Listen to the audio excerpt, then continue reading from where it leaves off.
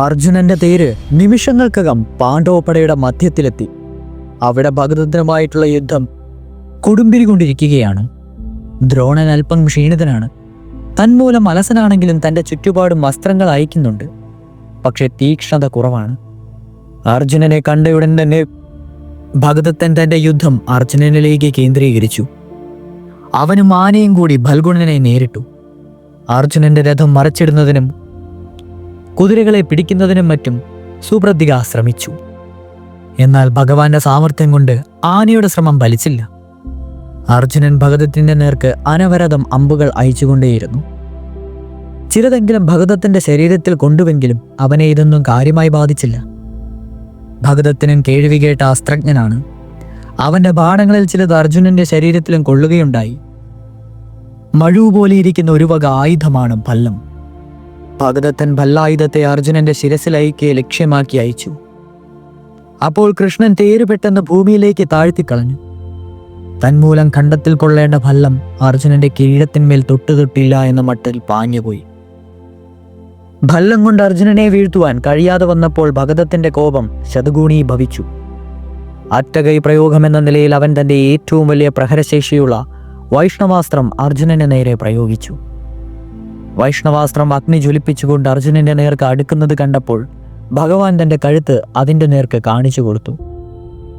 ഭഗദത്തന്റെ വൈഷ്ണവാസ്ത്രം ഒരു വൈജയന്ത മാലയായി കൃഷ്ണന്റെ കണ്ഠത്തിൽ വിളങ്ങി.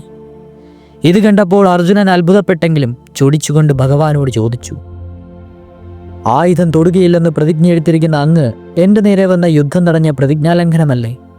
കൂടാതെ എനിക്ക് തടയാമായിരുന്നത് അങ്ങ് തടുത്തതുമൂലം എന്നെ അപമാനിക്കുകയും ചെയ്തിരിക്കുന്നു.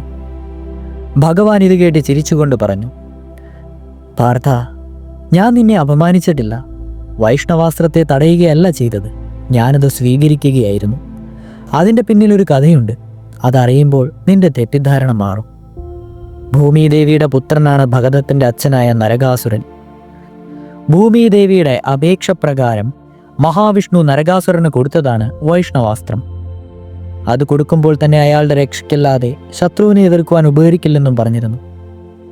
പിൽക്കാലത്ത് നരകാസുരനെ വിഷ്ണു തന്നെ വധിച്ചു കഴിഞ്ഞപ്പോൾ പുത്രനായ ഭഗദത്തൻ അച്ഛൻ്റെ പലതും എടുത്ത കൂട്ടത്തിൽ വൈഷ്ണവാസ്ത്രത്തെയും എടുത്തു. അതവൻ്റെ കയ്യിലുള്ളപ്പോൾ അവനെ ആർക്കും കൊല്ലുവാൻ സാധ്യമല്ല.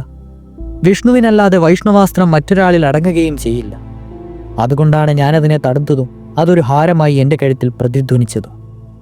ദിവ്യാസ്ത്രം ഒഴിഞ്ഞിരിക്കുന്നതിനാൽ അവൻ ദുർബലനായി തീർന്നിരിക്കുന്നു. നിനക്കിനിയും അവനെ വേഗം വകവരുത്താം. അർജുനന് സമാധാനമായി.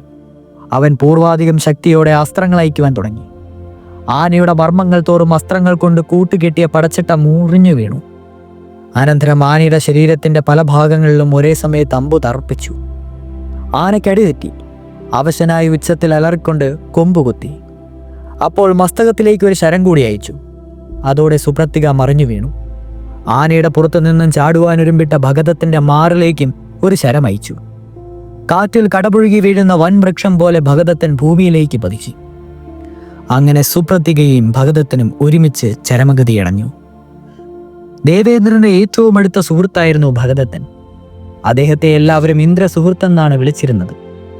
ഭഗദത്തൻ മരിച്ചു വീണപ്പോൾ ഇന്ദ്രാത്മജൻ ബഹുമാനപൂർവ്വം ഇന്ദ്രസുഹൃത്തിനെ പ്രദക്ഷിണം ചെയ്ത് നമസ്കരിച്ചു. ഭഗദത്തന്റെ മരണം കൗരവപ്പടയ്ക്ക് കനത്ത നഷ്ടമായിരുന്നു. അവരുടെ മുഖം തന്നെ മ്ലാനമായി കാണപ്പെട്ടു. പാണ്ഡവന്മാർ ആഹ്ലാദ നൃത്തം ചെയ്ത് ഭഗദത്തന്റെ മരണം കൊണ്ടാടി. അവരെല്ലാം അർജുനനെ വാഴ്ത്തി സ്തുതിച്ചു പാടി. ഇതെല്ലാം കണ്ടപ്പോൾ ശകുനിക്ക് ദുസ്സഹമായ കോപമാണുണ്ടായത്. അവന്റെ സഹോദരന്മാരായ വൃഷൻ, അജലൻ എന്നിവരോടൊപ്പം ഗാന്ധാര സൈന്യങ്ങളോടും കൂടി അർജുനനെ ആക്രമിച്ചു. അർജുനന്റെ ഗാണ്ഡീവത്തിൽ നിന്ന് തീർന്ന ശരമാരി കൊണ്ട് ശകുനിയും കൂട്ടരും നട്ടം തിരിഞ്ഞു. അപ്പോൾ മായാജാല യുദ്ധത്തിൽ പ്രാവീണമുണ്ടായിരുന്ന ശകുനി പലതരത്തിലുള്ള മായാജാലങ്ങളും പ്രയോഗിച്ചു. കരടി, സിംഹം, പുലി തുടങ്ങിയ ഹിംസ്ര ജന്തുക്കളുടെ ഒരു പടയെ അർജുനന്റെ നേർക്കയച്ചു. അർജുനൻ അവയെല്ലാം കൊന്നൊടുക്കിയപ്പോൾ ശകുനി ദിക്കാഗമനം അന്ധകാരമാക്കി. ജ്യോതിർമായ അസ്ത്രം കൊണ്ട് അർജുനൻ അന്ധകാരം മാറ്റി. അപ്പോൾ വലിയൊരു ജലപ്രവാഹത്തെയാണ് ശകുനി ഉണ്ടാക്കിയത്. ആ ജലപ്രവാഹത്തിൽപ്പെട്ട അർജുനന്റെ തേര് ഒലിച്ചു പോകുമോ എന്ന് പോലും തോന്നി. ഉടൻ ആദിത്യാസ്ത്രം പ്രയോഗിച്ച് അർജുനൻ ജലധാര മാറ്റി. മായാപ്രയോഗമൊന്നും അർജുനന് നേരെ ഫലിക്കാതായപ്പോൾ അർജുനന്റെ അസ്ത്രപ്രയോഗം കണ്ട നിക്കക്കളിയില്ലാതെ ശകുനി തന്റെ തേരോടിച്ച് പിന്നണിയിലേക്ക് പോയി. ഇതിനിടയ്ക്ക് അർജുനൻ ശകുനിയുടെ സഹോദരന്മാരായ വൃഷനെയും അജലനെയും വധിക്കുകയും ചെയ്തു. ശകുനിയെ ഓടിച്ചു കഴിഞ്ഞപ്പോൾ പാണ്ഡവന്മാരുടെ ആത്മവീര്യം വർദ്ധിച്ചു. അവർ കൗരവപ്പടയെ കണക്കിന് പ്രഹരിക്കുവാൻ തുടങ്ങി. ആനപ്പുറത്തിരുന്ന യോദ്ധാക്കൾ ശരം കൊണ്ട് മരിച്ചു വീണപ്പോൾ നിയന്ത്രണമില്ലാത്ത സൈന്യങ്ങളുടെ നടുവിൽ വിരേണ്ടി ഓടിയ ആനകൾ പോലെ കാലാളുകളെയും കുതിരകളെയും ചവിട്ടി മെതിച്ചു. ആനകളിൽ പലതും അമ്പുകൊണ്ടും കൊമ്പുകുത്തി. കാലും തലയും അറ്റ കുതിരകൾക്ക് അനക്കമില്ലാതെയായിപ്പോയി. ഭടന്മാർ ഉറക്കെ നിലവിളിച്ചു, ഉച്ചത്തിൽ കേഴുവാൻ തുടങ്ങി. ഇത് കേട്ട് വൈകർത്തനൻ കർണൻ ഓടിയെത്തി. ഭീമസേനൻ, ദൃഷ്ടദ്യുമ്നൻ, പാഞ്ചാലി പുത്രന്മാർ എന്നിവരെല്ലാം ഒന്നു ചേർന്ന് കർണനെ എതിർത്തു. പിന്നാലെ അർജുനനും എത്തി. കുറച്ചു സമയത്തേക്ക് ഘോരമായ ഒരു സങ്കുല യുദ്ധമാണ് അവിടെ നടന്നത്. കൗരവപ്പടയ്ക്ക് താങ്ങാനാവാത്ത നഷ്ടമുണ്ടായി. ആദിത്യൻ അസ്തമിച്ചു. സമയം സന്ധ്യയായി. അന്നത്തെ യുദ്ധം അവസാനിപ്പിച്ച് എല്ലാവരും അവരവരുടെ ശിബിരങ്ങളിലേക്ക് മടങ്ങി. യുധിഷ്ഠിരനെ പിടിച്ചു കെട്ടുന്നെന്നുള്ള ദ്രോണന്റെ പ്രതിജ്ഞ പാലിക്കപ്പെട്ടിട്ടില്ല. കൗരവന്മാരിൽ പ്രഗത്ഭന്മാരായ പലരും മൃതിയടഞ്ഞിരിക്കുന്നു. കൗരവ സൈന്യത്തെ ആകമാനം വിറപ്പിക്കുകയും അസംഖ്യം ഭടന്മാർ കൊല്ലപ്പെടുകയും ചെയ്തിരിക്കുന്നു. അങ്ങനെ യുദ്ധത്തിന്റെ 13-ാം ദിവസം ആരംഭിക്കുകയാണ്. 12 ദിവസത്തെ യുദ്ധം കഴിഞ്ഞപ്പോൾ കൗരവർ പരാജയത്തിൽ നിന്ന് പരാജയത്തിലേക്ക് കുതിക്കുകയാണ്. അതിനു പുറമെ കൗരവരെ വേദനിപ്പിക്കുന്ന മറ്റൊരു പ്രധാന കാര്യം എല്ലാവരും കൃഷ്ണാർജുനന്മാരെ സ്തുതിക്കുന്നതാണ്. ദുര്യോധനൻ കടുത്ത നിരാശയോടെ 13-ാം ദിവസം യുദ്ധാരംഭത്തിന് മുമ്പ് ദ്രോണരെ സമീപിച്ച് പല ആവലാദികളും പറഞ്ഞു. ദുര്യോധനൻ തുടർന്നു, ഗുരുദേവ, ഇന്നലെ യുധിഷ്ഠിരനെ പിടിക്കുവാൻ കഴിയുമായിരുന്നു. എന്നിട്ടും മനഃപൂർവ്വം അങ്ങത് ചെയ്തില്ല. അങ്ങയുടെ അനാസ്ഥയെ എത്ര ആലോചിച്ചിട്ടും എനിക്ക് മനസ്സിലാക്കുവാൻ കഴിയുമില്ല. വലിയ മഹാത്മാക്കളുടെ പ്രവൃത്തിയുടെ അർത്ഥം സാധാരണക്കാർക്ക് ദുർഗ്രാഹ്യമായിരിക്കും. അപമാനകരങ്ങളായ ഈ വാക്കുകൾ ദ്രോണന്റെ അഭിമാനത്തെ മുറിപ്പെടുത്തി. എങ്കിലും അതൊന്നും പുറത്ത് പ്രകടിപ്പിക്കാതെ ശാന്തനായി അദ്ദേഹം പറഞ്ഞു, ദുര്യോധന, എൻ്റെ ശക്തിയും പാഠവും എല്ലാം ഞാൻ പൂർണ്ണമായി പ്രകടിപ്പിക്കുന്നുണ്ട്. എന്നിട്ടും ഒരു രാജാവിന് യോജിക്കാത്ത രീതിയിൽ നീ സംസാരിക്കുന്നു. അർജുനനെ സഹായത്തിനുള്ളപ്പോൾ യുധിഷ്ഠിരനെ പിടിച്ചു കെട്ടുവാൻ സാധ്യമല്ലെന്ന് ഞാൻ പറഞ്ഞിട്ടില്ലേ? ആകട്ടെ, ഇന്നെങ്കിലും യുധിഷ്ഠിരനെ പിടിക്കുവാൻ ഞാൻ ശ്രമിക്കാം. നീ സമാധാനമായി പോകൂ. തികഞ്ഞ സമാധാനത്തോടെ അല്ലെങ്കിലും ദുര്യോധനൻ തൻ്റെ സേനാനായകന്മാരുടെ അടുക്കിലേക്ക് പോയി. തലേ ദിവസത്തെ യുദ്ധത്തിൽ ധാരാളം സംശക്തകർ പടക്കളത്തിൽ നിന്ന് ഓടി രക്ഷപ്പെട്ടിട്ടുണ്ടായിരുന്നു. അർജുനനെ കൊല്ലുമെന്ന് പ്രതിജ്ഞാബദ്ധരായ അവർ കൂടുതൽ ഭടന്മാരെ സംഘടിപ്പിച്ചുകൊണ്ട് അന്നും അർജുനനെ പോരിന് വിളിച്ചു. പാർത്ഥനെ പുലഭ്യം പറയുകയും പരിഹസിക്കുകയും ചെയ്തപ്പോൾ ഗത്യന്തരമില്ലാതെ അവരോട് ഏറ്റുമുട്ടുവാനായി അന്നും പ്രഭാതത്തിൽ അർജുനൻ പോവുകയുണ്ടായി. അർജുനൻ പോയ വിവരം അറിഞ്ഞയുടനെ തന്നെ ദ്രോണൻ തന്റെ സൈന്യങ്ങളുമായി പടക്കളത്തിലെത്തി. വ്യൂഹം ചമച്ചു. അന്നത്തെ വ്യൂഹം ദ്രോണന്റെ അനിതര സാധാരണമായ യുദ്ധപാടവത്തെ പ്രകടിപ്പിക്കുന്നതായിരുന്നു. എവിടെ നിന്ന് ആരംഭിക്കുന്നുവെന്നോ എവിടെ അവസാനിക്കുന്നുവെന്നോ മറ്റുള്ളവർക്ക് അറിയുവാൻ കഴിയാത്ത വിധത്തിലായിരുന്നു ആ വ്യൂഹം. വ്യൂഹത്തിന്റെ പേര് ചക്രവ്യൂഹം. പുറമേ വൃത്തനിബിധവും അകത്തു മധ്യത്തിൽ നാഭീബദ്ധവും അവയെ രണ്ടിനെയും കൂട്ടിയോജിപ്പിക്കുന്ന അഴികൾ ആ വ്യൂഹത്തിനുണ്ടായിരുന്നു. ഈ വ്യൂഹത്തെ പത്മവ്യൂഹമെന്നും ചക്രവ്യൂഹമെന്നും പറഞ്ഞിരുന്നു. വ്യൂഹമധ്യത്തിൽ എല്ലാ രാജകീയ ചിഹ്നങ്ങളോടും കൂടി ദുര്യോധനൻ നിന്നു. ഒരു പ്രമുഖ സ്ഥാനത്ത് ദ്രോണൻ നിലയുറപ്പിച്ചു. മറ്റു മർമ്മസ്ഥാനങ്ങളിലെല്ലാം പ്രബലന്മാരായ രാജാക്കന്മാരെയും യോദ്ധാക്കളെയും നിർത്തി. ആർക്കും അകത്ത് കിടക്കുവാനോ അകത്തേക്ക് കടന്നാൽ പിന്നെ പുറത്തേക്ക് ഇറങ്ങുവാനോ കഴിയാത്തവണ്ണം ശക്തമായിരുന്നു ആ വ്യൂഹം. എല്ലാവരെയും ചുവപ്പ് ചട്ടയും ചുവപ്പ് തൊപ്പിയും ധരിപ്പിച്ച് ചുവന്ന കൊടിയും പിടിച്ചാണ് പടക്കളത്തിൽ നിലനിന്നിരുന്നത്. പ്രഭാത സൂര്യന്റെ അരുണവർണ്ണമായ കിരണങ്ങളാൽ യുദ്ധസേനയിൽ ആ ഒരു കിരണങ്ങൾ തട്ടിയപ്പോൾ കൗരവപ്പടയുടെ വേഷവിധാനങ്ങളും ആയുധങ്ങളും വെട്ടിത്തിളങ്ങി. അത് കൗതുകകരമായ ഒരു കാഴ്ച തന്നെയായിരുന്നു. പാണ്ഡവരും നേരത്തെ തന്നെ യുദ്ധക്കളത്തിലെത്തി. കൗരവരുടെ വ്യൂഹബന്ധനവും ദ്രോണരുടെ അക്ഷോഭ്യമായ നിൽപ്പും അർജുനന്റെ അഭാവവും യുധിഷ്ഠിരന്റെ മനസ്സിനെ ദുർബലപ്പെടുത്തി. അല്പം പരിഭ്രമം തോന്നിയെങ്കിലും അദ്ദേഹം അത് പുറത്തു കാണിച്ചില്ല. പാണ്ഡവർ വേഗത്തിൽ വ്യൂഹബന്ധനം നടത്തി. പതിവ് പോലെ യുദ്ധം ആരംഭിച്ചു. യുധിഷ്ഠിരൻ, ഭീമസേനൻ, സാത്യകി, ദൃഷ്ടദ്യുമ്നൻ, ശിഖണ്ഡി, കുംഭീഭോജൻ, ചേകീതാനൻ, പുരുജിത്ത്, ശിശുപാലപുത്രൻ, അഭിമന്യു, പാഞ്ചാലി പുത്രന്മാർ തുടങ്ങിയ നായകന്മാരെല്ലാം ശക്തിയായി കൗരവപ്പടയോട് എതിർത്തു. വളരെ നേരം പൊരുതിയിട്ടും അല്പം പോലും മുന്നോട്ട് നീങ്ങുവാൻ അവർക്ക് കഴിഞ്ഞിരുന്നില്ല. അത്രത്തോളം ഉഗ്രമായ വിധത്തിലാണ് ദ്രോണൻ ചെറുത്തു നിന്നത്. അദ്ദേഹത്തിന്റെ ശരവർഷം കൊണ്ട് പാണ്ഡവർക്ക് പൊറുതിമുട്ടി. അവരുടെ അനേകം യോദ്ധാക്കളും ഗജങ്ങളും അശ്വങ്ങളും ചത്തുവീണു. സേനാനായകന്മാർക്ക് തന്നെ മുറിവേറ്റു. ക്ഷണനേരം കൊണ്ട് പാണ്ഡവ വ്യൂഹം ചിന്നിച്ചിതറി. നേതാക്കന്മാർ പിൻവാങ്ങുവാൻ തുടങ്ങി. പത്മവ്യൂഹത്തെ തകർക്കാനല്ലാതെ കൗരവരോട് ശക്തിയായി ഏറ്റുമുട്ടുവാൻ കഴിയുകയില്ലെന്ന് പാണ്ഡവന്മാർക്ക് ബോധിയായി. യുധിഷ്ഠിരൻ എല്ലാവരോടുമായി കൂടിയാലോചിച്ചു. പത്മവ്യൂഹത്തെ ഭേദിക്കുവാൻ അറിവുള്ളവർ പാണ്ഡവരുടെ കൂട്ടത്തിൽ അർജുനനും അഭിമന്യുവും മാത്രമേയുള്ളൂ. അർജുനൻ സംശക്തന്മാരോട് ഏറ്റുമുട്ടുവാൻ പോയിരിക്കുകയാണ്. അപ്പോൾ പിന്നെ അഭിമന്യുവിനെ കൊണ്ട് പത്മവ്യൂഹം ഭേദിപ്പിക്കുകയല്ലാതെ മറ്റെന്താണ് മാർഗം? അഭിമന്യു യുവത്വം മുറ്റുതെളിയാത്ത ബാലനാണെന്നാനും എങ്കിലും അവനോട് തന്നെ അത് ആവശ്യപ്പെടണമെന്ന് എല്ലാവരും കൂടി തീരുമാനിച്ചു.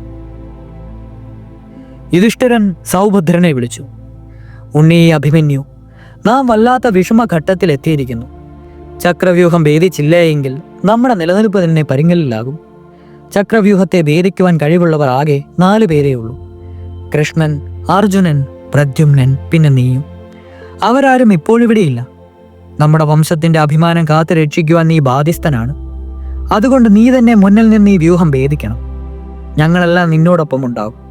നീ വ്യൂഹത്തെ ഭേദിച്ചു കഴിഞ്ഞാൽ ഉടൻ ഞങ്ങളും നിന്റെ കൂടെയുള്ളവരിൽ കടന്നുകൊള്ളാം.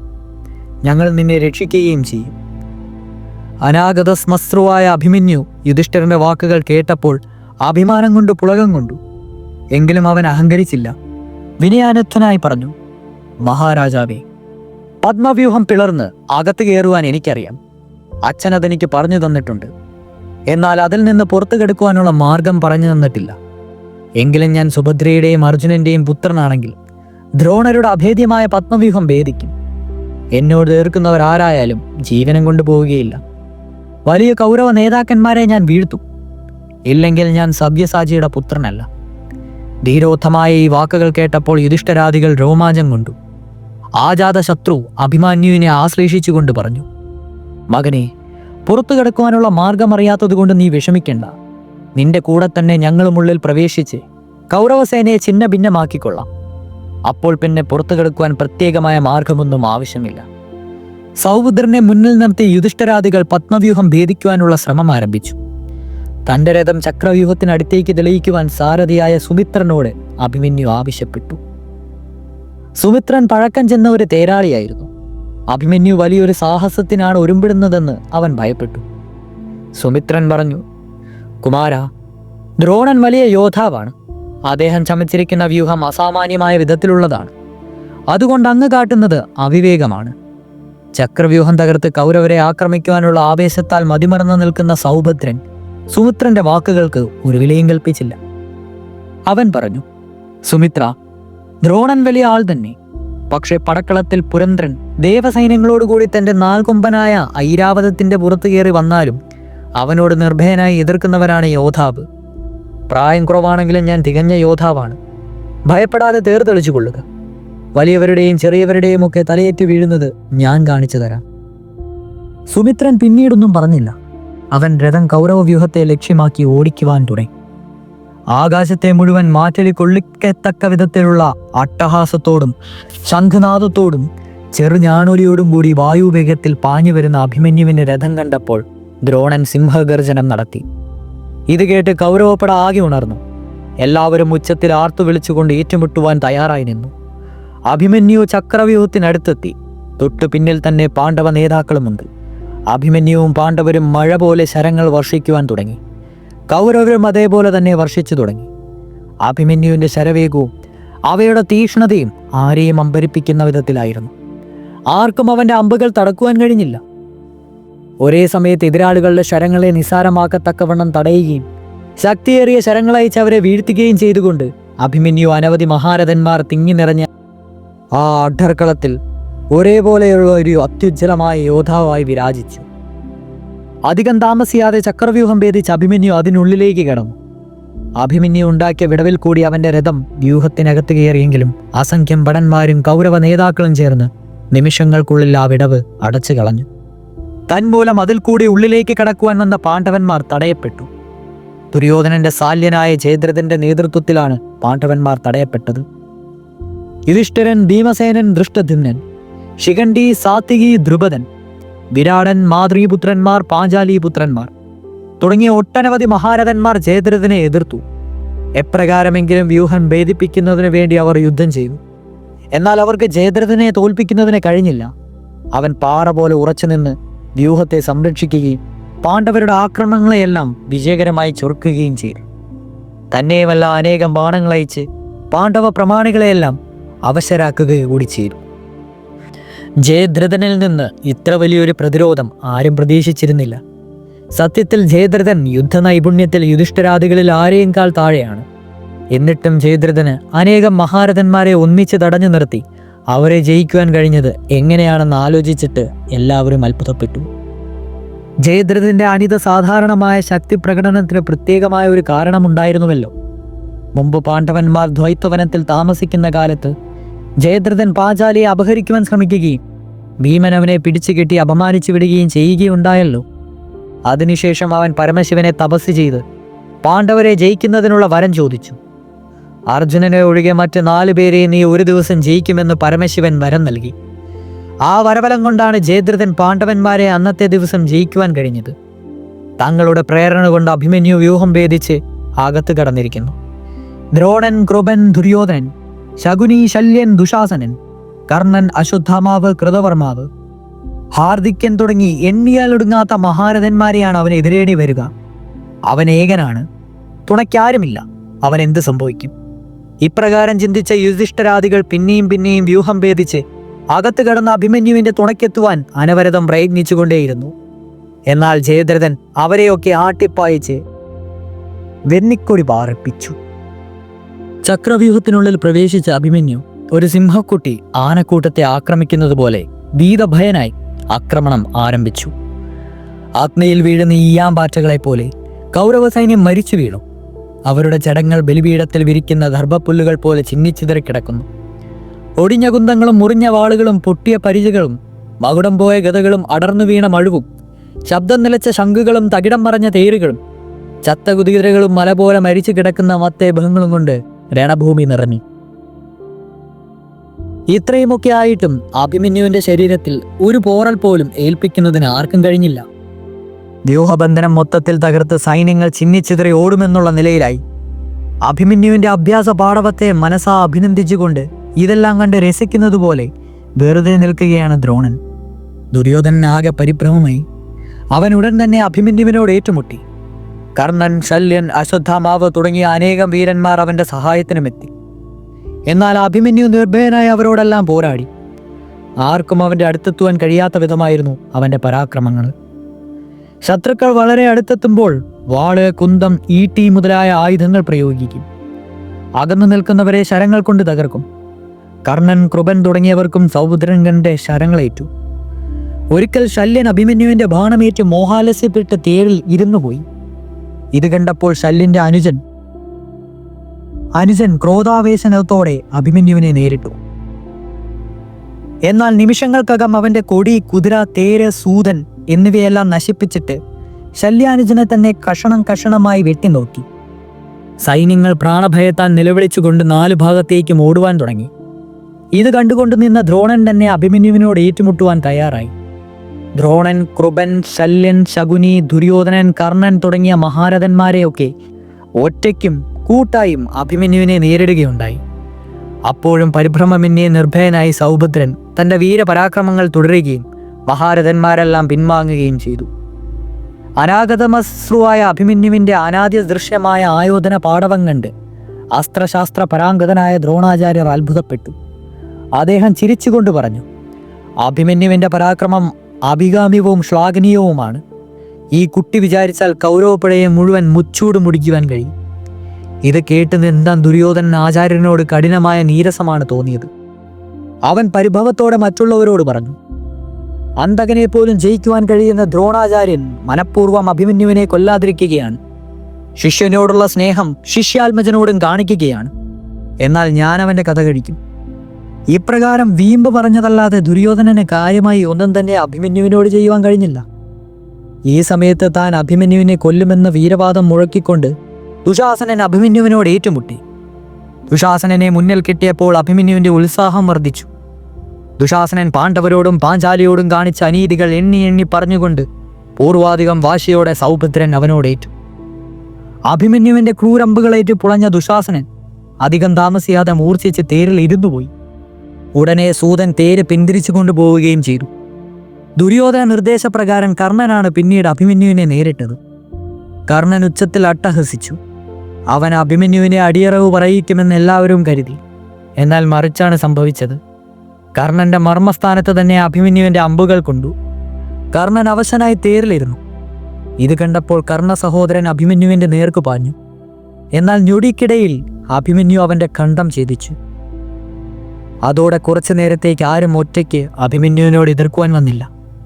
എന്നാൽ അപ്പോഴും അവൻ മാരി ചുരിയുന്നത് പോലെ അസ്ത്രങ്ങൾ ചുറ്റുപാടും അയച്ച് കൗരവപ്പടയെ കൊന്നൊടുക്കിക്കൊണ്ടേയിരുന്നു. കടലിൽ ചെറുമത്സ്യങ്ങളുടെ ഇടയിൽ തിമിംഗലം എന്നതുപോലെ അഭിമന്യു കുതിച്ചു കയറിക്കൊണ്ടേയിരുന്നു. ഈ അവസരത്തിലാകെ പാണ്ഡവന്മാർ ചക്രവ്യൂഹം പിളർക്കുന്നതിനുള്ള ശ്രമത്തിൽ ജയദ്രഥനുമായി ജീവൻ മരണ സമരം നടത്തുകയാണ്. എന്നാൽ വരബലം കൊണ്ട് അദൃശ്യനായി തീർന്ന ജയദ്രഥൻ അജയനായി പരിലസിച്ചു. അഭിമന്യുവിന്റെ കൊടിയടയാളം കൊന്നയാണ്. ദൂരെ നിന്നാൽ തന്നെ കാണത്തക്കവണ്ണം അത് എപ്പോഴും പാറിപ്പറന്നുകൊണ്ടിരുന്നു. അതുകൊണ്ട് സൗഭദ്രൻ കൗരവരോട് തികഞ്ഞ ആത്മവിശ്വാസത്തോടുകൂടി പോരാടുകയാണെന്ന് പാണ്ഡവന്മാർ മനസ്സിലാക്കി. വ്യൂഹത്തിനകത്ത് അഭിമന്യു കാണിക്കുന്ന പരാക്രമങ്ങൾ മിക്കവാറും മനസ്സിലാക്കിയ പാണ്ഡവ സൈന്യം പുറത്തുനിന്ന് ആർത്തട്ടഹസിച്ചും സ്തുതിവചനങ്ങൾ പറഞ്ഞും സൗഭദ്രനെ പ്രോത്സാഹിപ്പിച്ചു. അഭിമന്യുവിന്റെ വീരപരാക്രമങ്ങൾ കണ്ടപ്പോൾ ശല്യപുത്രനായ രുക്മരഥൻ ആവേശം കൊണ്ടു. അവൻ വിളിച്ചു പറഞ്ഞു, ശൂരന്മാരെ, നിങ്ങൾ ഭയപ്പെടേണ്ട. ഞാനിതാ അഭിമന്യുവിനെ ജീവനോടെ പിടിക്കുവാൻ പോകുന്നു. അവൻ സൗഭദ്രന്റെ നേരെ പാഞ്ഞു. 3 അമ്പുകൾ അഭിമന്യുവിന്റെ മാറത്തേക്ക് സിംഹനാദം പൊഴിച്ചയച്ചു. 3 അമ്പ് വലം കൈയിലും 3 എണ്ണം ഇടത്തെ കൈയിലും എയ്തു. അഭിമന്യു ലാഘവത്തോടെ അതെല്ലാം തട്ടിത്തെറിപ്പിച്ചു. അവൻ അനായാസേനെ രുക്മരഥന്റെ തല മുറിച്ചു വീഴ്ത്തുകയും ചെയ്തു. ജീവനോടെ പിടിക്കുവാനായി വന്നവനെ കൊന്നത് കണ്ടപ്പോൾ ശല്യാത്മജന്റെ തോഴന്മാർ വർദ്ധിച്ച വാശിയോടെ അഭിമന്യുവിനെ ശരം കൊണ്ട് മൂടി. അഭിമന്യു അവരുടെ നേർക്ക് ഗന്ധർവാസ്ത്രം പ്രയോഗിച്ചു. അർജുനൻ തമ്പുര പ്രമുഖന്മാരായ ഗന്ധർവന്മാരിൽ നിന്ന് തപസ്സാൽ സമ്പാദിച്ച അസ്ത്രമായിരുന്നു അത്. ആ അസ്ത്രം പ്രയോഗിച്ചു കഴിഞ്ഞപ്പോൾ അനവധി അഭിമന്യുമാരാണ് ശത്രുക്കളോട് പോരാടുന്നതായി അവർക്ക് അനുഭവപ്പെട്ടത്. അവിടെ ഉണ്ടായിരുന്ന സൈനികർ നദി സമുദ്രത്തിൽ ചേർന്ന് ഇല്ലാതാകുന്നതുപോലെ മണ്ണിലടിഞ്ഞു. ദുര്യോധനപുത്രനായ ലക്ഷ്മണനാണ് പിന്നീട് സൗഭദ്രനോടേറ്റത്. അവന് തുണയ്ക്കായി അച്ഛനും വന്നു. ലക്ഷ്മണൻ ആ യോധനത്തിൽ ഒട്ടും പിന്നോക്കക്കാരനായിരുന്നില്ല. മത്തേപം മത്തേപത്തോടെന്ന വണ്ണം അവർ പോരാടി. ലക്ഷ്മണന്റെ ഏതാനും ബാണങ്ങൾ അഭിമന്യുവിന്റെ ശരീരത്തിൽ കൊള്ളുകയും അവന് വേദനിക്കുകയും ചെയ്തു. ചവിട്ടേറ്റ സർപ്പത്തെ പോലെ അവൻ ക്രുദ്ധനായി. നിന്റെ ബന്ധുജനങ്ങൾ കാണുകയും നിന്നെ പരലോകത്തെത്തിക്കും എന്ന് പറഞ്ഞുകൊണ്ട് ഊറി വരുന്ന പാമ്പിന്റെ തിളക്കം പോലെ തിളങ്ങുന്ന ഒരമ്പ് ലക്ഷ്മണനെ ലാക്കാക്കി ചെയ്തു. അതവന്റെ കണ്ടത്തിൽ തന്നെ കൊണ്ടു. അഴകാർന്ന ചില്ലിക്കൊടിയോടുകൂടിയ സുഭകനായ ലക്ഷ്മണൻ പരലോകം പോയി. പ്രിയപ്പെട്ട പുത്രന്റെ മരണം ദുര്യോധനനെ ഞെട്ടിച്ചു.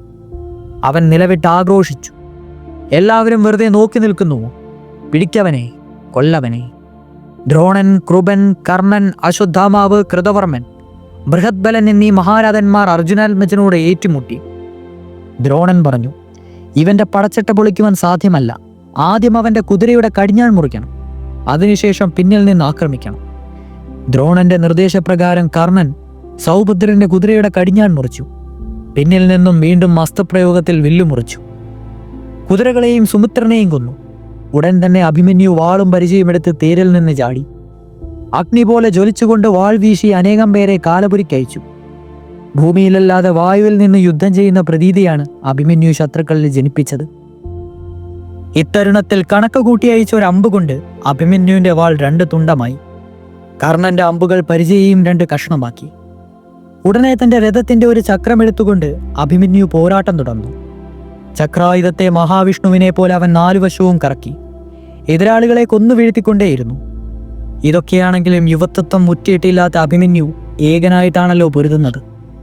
ദീർഘനേരം പൊരുതിയത് നിമിത്തം അവൻ ക്ഷീണിതനായി. പ്രധാനപ്പെട്ട ആയുധങ്ങളും നഷ്ടപ്പെട്ടിരിക്കുന്നു. അവനോട് എതിർക്കുന്നതോ ദ്രോണരും കൃപനും തുടങ്ങിയിട്ടുള്ള മഹാരഥന്മാരും. അവർ അഭിമന്യുവിന്റെ കയ്യിലിരുന്ന ചക്രം അമ്പെയ്ത് ചിന്ന ഭിന്നമാക്കി. അഭിമന്യു ഒരു ഗദ കരസ്ഥമാക്കി.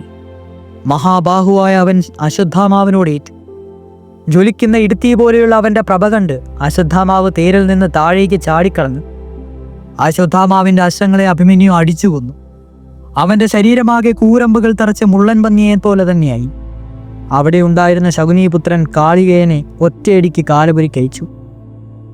ദുശാസന പുത്രന്മാർ ഒരു തേരിൽ നിൽക്കുന്നത് കണ്ടു.